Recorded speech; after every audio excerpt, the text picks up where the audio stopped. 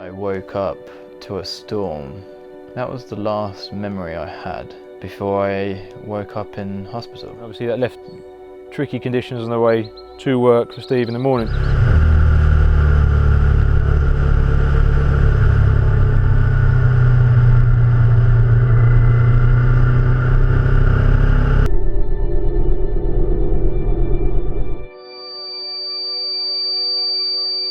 It was a very early call on the 18th of July to Ongar. We found motorcyclists lying in the middle of the road, and it's not uncommon. A third of our calls is road accidents and probably half of those tend to be motorcyclists. We found him in quite a bad way. He wasn't fully alert, so he was a little bit confused when we got there, but it was quite evident there was something wrong with his breathing, so we knew we had to act fast. My dad just came in my room and said, "You need to wake up, because there's police downstairs and Steve's been in an accident." Policeman said he can take us. Ran out the door and we picked up Lorraine. It was just really surreal. I've never known a journey go so quick, but in another way it went so slow. I got a text from Beck and it was quite a blunt text. Steve's crashed his bike, he's in a coma. I'm pretty sure I spoke to her and heard the blues in the background. We got there finally. He'd broken his pelvis, he'd torn his liver, he'd collapsed his lungs, he'd broken his spine, he'd broke his elbow, he'd broke his femur. It sounded so painful and so serious, but they would the way they were talking, it calmed me down. You see it on the films and stuff, and you see it on TV, but it doesn't, when it's the person you love there, it doesn't do it justice. I'm going to start crying, I don't want to cry.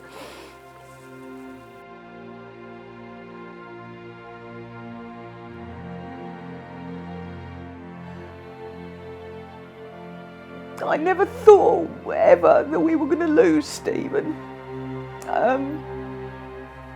I felt totally confident that we were never going to lose him. I was just worried about what effect it would have on him in the long run. He contracted pneumonia, so he had to be taken into intensive care and put back into a reduced coma. That was probably the worst day, because I felt like everything was going forwards until that point, and then he went backwards. I asked him one day, "Who is Becca?" And he said, "Well, she says she's my girlfriend." For a good 10 days, he was like, "I don't know where I am." We've lost Steve. We don't know if he's coming back. We don't know if he even remembers the trip. I was asking him questions about the trip and stuff. The trip meant probably more to Steve than it did to anyone else. A week after he'd been operated on and he was getting out of bed and wanting to walk around the ward, he was just so determined, and then he was allowed visitors, and you could see that really cheered him up. You could see the look on his face when they all turned up. I've never seen him smile like that, ever.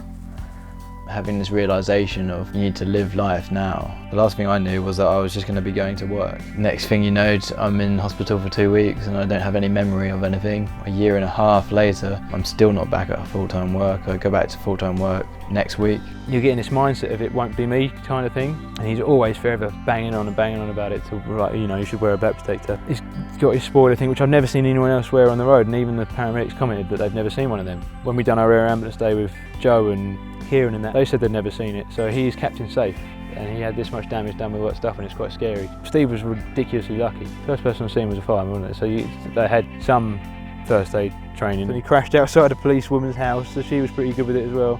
And obviously without the help of the air ambulance, the nearest hospital's probably 45 minutes away from there. The Essex and Herts Air Ambulance Trust is able to bring a lot of the procedures that would normally take place in the emergency department to the scene of an accident. So we can get in there early and give that patient the life-saving procedures they need. In Steve's case, he wasn't breathing effectively and we needed to take that over for him and also make those holes in his chest to relieve those collapsed lungs. It really can mean the difference between life and death. It's just so strange because it's kind of come round in a full circle. 6 weeks prior to this, we'd just raised around about £4,500 for the Essex Air Ambulance doing a motorcycle trip around the UK, and realising that that was the exact reason why I was still here. By saving Steve's life, they changed my life because they gave us the opportunity to have a future together. I can't thank them enough. I had a previous girlfriend who had a horse accident. One of our riders, Adam, he had a dirt bike accident, and then they also have saved me. I cannot put it any clearer on how important they are, because without them, our lives would be very different. So it's been great to see Steve today. Steve's paid us a visit at the airbase and told us about his journey to recovery. He's quite a remarkable young chap.